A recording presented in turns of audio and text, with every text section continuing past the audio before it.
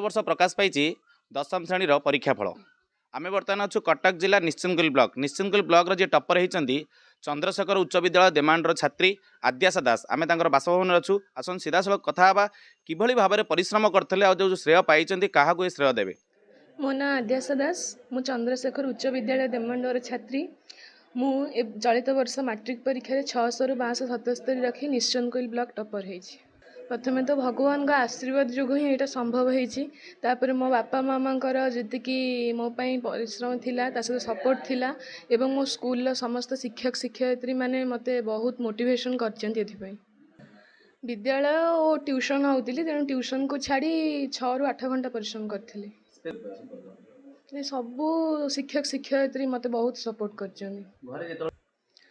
हाँ मो मामा तो बहुत माने मत राति अनिद्रा भी पाठ पढ़े एवं मत इतिहास भूगोल ये सब जो सब्जेक्ट MIL हो से सब भी माने मोर घोषणा नहीं मु लिखी भी से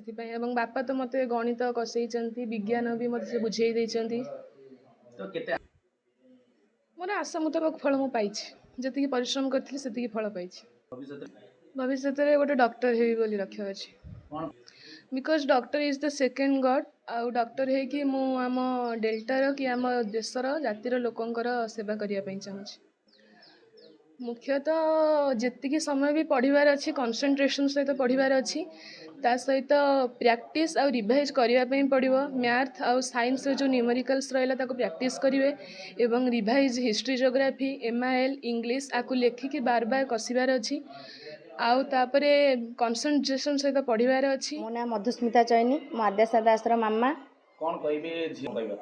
प्रथमे मो भगवान को श्रेय देवी से भगवान को बहुत माने तापरे बहुत परिश्रम भी से करिछि आउ मु टिके आउ अधिक आशा रखी मु 98% आशा रखी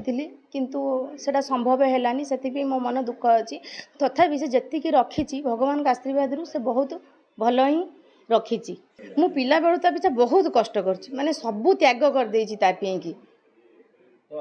हाँ मु प्रथमे मु ही ताको कहिछि मामा तू डॉक्टर हबो। मो ना अश्विन कुमार दास मो आद्याशा दास रो बापा कौन कहे झिया जो सफलता पाई केते खुशी अनुभव करछन मु तो खुशी अच्छी तथापि मु आशा रखिल आम आशा रखिलु 96-97% रहिबो किंतु तार टिके माथ रे टिके कम रहिला आउ आमर इंग्लीश रे कमीगला जोटा कि से मन दुख कर इंग्लीश रही था तथापि आम आशानुरूप फल मिली आमको निश्चिंत से माने आग शरीर प्रति ध्यान देवे स्वास्थ्य प्रति देवे ध्यान देवे ता सहित से स्कूल समय पर 4-5 घंटा टे लगे जी समय पढ़े से कनसेंट्रेशन सह पढ़े और से